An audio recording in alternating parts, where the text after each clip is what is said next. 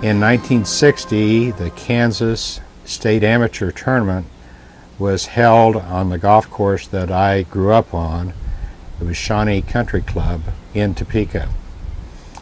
I was 15 years old at the time. Usually caddies run from the age of about 12 years old up to about 17.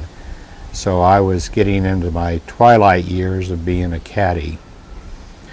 The defending champion was a man named Bob Vickers, who lived in Wichita. He's from the oil family, the Vickers oil family.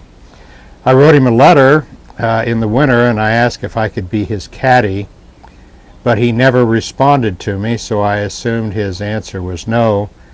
I later learned that he talked to my dad right before the tournament and wished he had responded, but since he didn't respond, I needed to caddy for somebody. So I contacted a person I had caddied for many, many times, a man named Glen Dillon, who had won the state championship a couple years earlier at Topeka Country Club. Now, 2 or 3 years later, in 1960, the Kansas Amateur Golf Tournament was held at Shawnee Country Club. I asked Glen Dillon if I could caddy for him, and he said yes, and I caddied for him that first round, and he was the medalist, which means he had the lowest score of all the people trying out for the golf tournament. I caddied for him that day and the first round, and unfortunately he lost his first round, so he was out of the tournament. Then I looked around for someone else to caddy for because I was out of a job. So I caddied for a young man who was about 25 years old at the time, so I'd have only been about 10 years older than I was.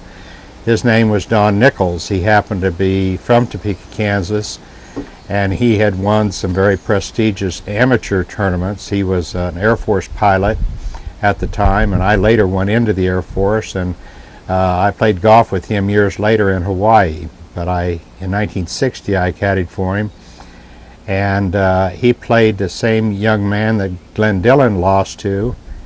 So that same young man, his last name was Corbin, also beat Don Nichols. So the first two people I caddied for lost to this young man named Corbin. So here I've caddied 3 rounds. The qualifying round where Glen Dillon was the medalist. The first round where Glen Dillon lost, so I'm out of a job. The third round I caddied for Don Nichols and he lost, so I'm out of a job. And I thought that was the end of it. And then I had heard that there was a young man, 17 years old, that would have made him only 2 years older than I was in the tournament. And he was from Wichita, and his name was Johnny Stevens. So I contacted his father and asked him if Johnny needed a caddy, and it turned out that he did. So from that point on, I caddied for Johnny Stevens.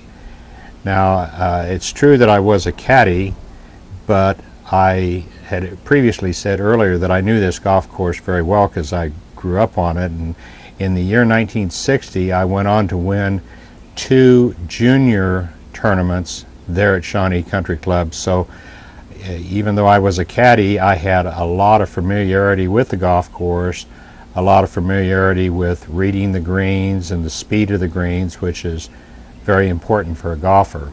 So that came in very handy for Johnny Stevens. When I started caddying for him, he was probably the tallest man that I had ever caddied for. Usually a golfer is in height somewhere from 5'8" to maybe 6 foot, and Johnny Stevens is probably 6'5". He also hit a golf ball further than anyone that I had ever seen hit a golf ball, even though he was only a 17-year-old young man just graduating from high school. He probably hit drives 40, 50, 60 yards further than his opponents. which gives him a tremendous advantage over his competition, because when they were hitting what they were called long irons, which would have been like a 2-iron or 3-iron or 4-iron, Johnny Stevens would be hitting a 6-iron or a 7-iron. So the likelihood would be much greater that you'd get it closer to the pin and have a much better score, and that's exactly what he did. And his opponents were mowed down rather quickly. I think every round I caddied for him, he shot in the 60s. The average score that he shot would have been 66, 67, 68. So he went through the tournament, played that young man Corbin, who he happened to also know. Both of them were from Wichita. And in the finals, Johnny Stevens beat Mr. Corbin handily. I think the final results were Johnny Stevens winning 9-8, and that's over a scheduled 36-hole tournament. Again, that was in June of 1960. We'll go back now talking about what a caddy does, because they're an extinct species now. Caddies were very prevalent when I was a young man in the late 1950s, early 1960s. A caddy would make $2, $3, $4. Sometimes if you're very, very lucky, you'd make $5 carrying a bag. I think it's interesting, in the year 2011, young men have so much trouble with weight control and their health issues and diabetes and what have you.